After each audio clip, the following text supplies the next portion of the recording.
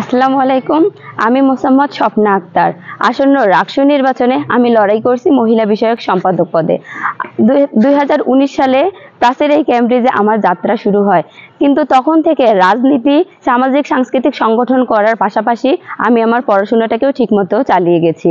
আর যার সম্মানস্বরূপ আমি অর্জন করেছি সায়েন্স ফ্যাকাল্টি থেকে ডিনস অ্যাওয়ার্ড।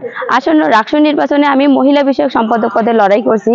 আমি জানি রাকসু শুধুমাত্র সাধারণ একটা শব্দ না, এটা হচ্ছে স্টুডেন্টদের ভয়েস রেজ করার প্ল্যাটফর্ম, যেখানে তারা তাদের অধিকার আদায় করবে।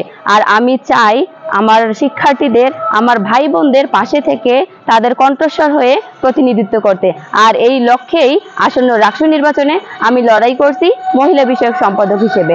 এখন আমি যদি মহিলা বিষয়ক সম্পাদক হিসেবে নির্বাচিত হতে পারি, আমি শুধুমাত্র আমার বোনদের বা নারীদেরকে নিয়ে কাজ করব তা কিন্তু না। আমাদের রাকসুর যে গঠনতন্ত্র বা নীতিমালা আছে, সেখানে স্পষ্ট করে বলে দেওয়া আছে যে একজন মহিলা বিষয়ক সম্পাদক নারী এবং পুরুষ উভয় লিঙ্গের সমস্যা সমাধানে কাজ করে যাবেন। তাই আমার পুরুষ ভাইদের বিচলিত হওয়ার কোনো জায়গা বা চিন্তার কারণ আমি দেখছি না। অনেক পুরুষ ভাই আমাকে জিজ্ঞাসা করেন, আপা আপনি যদি নারী বিষয়ক সম্পাদক হন বা মহিলা বিষয়ক সম্পাদক হন, তাহলে আমাদের জন্য আপনি কি করবেন? তাই আমি সেই ভাইদের উদ্দেশ্যে বলতে চাই, আমাদের রাকসুর গঠনতন্ত্রে বা নীতিমালাতে স্পষ্ট করে বলে দেওয়া হয়েছে আমি নারী এবং পুরুষ উভয় লিঙ্গের যে কোনো সমস্যা সমাধানে কাজ করে যাব।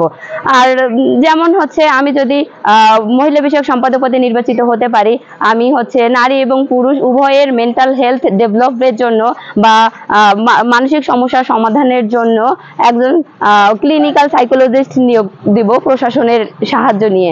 এখানে শুধুমাত্র যে আমার নারী বোনরা যে মানসিকভাবে বিকারগ্রস্ত হয় বা মানসিক সমস্যার সম্মুখীন হয় তা না, আমাদের দেশে নারীদের পাশাপাশি পুরুষদেরও মানসিক সমস্যা হয়। আর সেই সমস্যা লক্ষ্যে আমি নারী এবং পুরুষ উভয়ের জন্য কাজ করে যাব।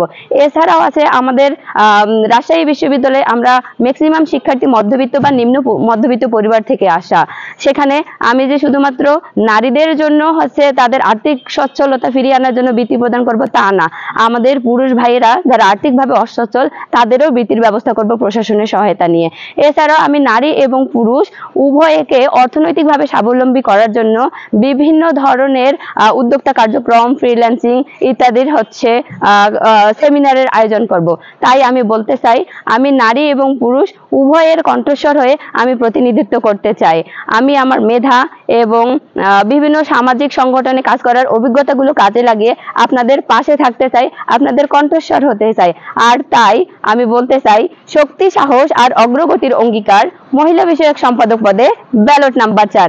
মনে রাখবেন, আমাকে ভোট দেওয়া মানেই নিজেকে ভোট দেওয়া। Vote for you, vote for Swapna.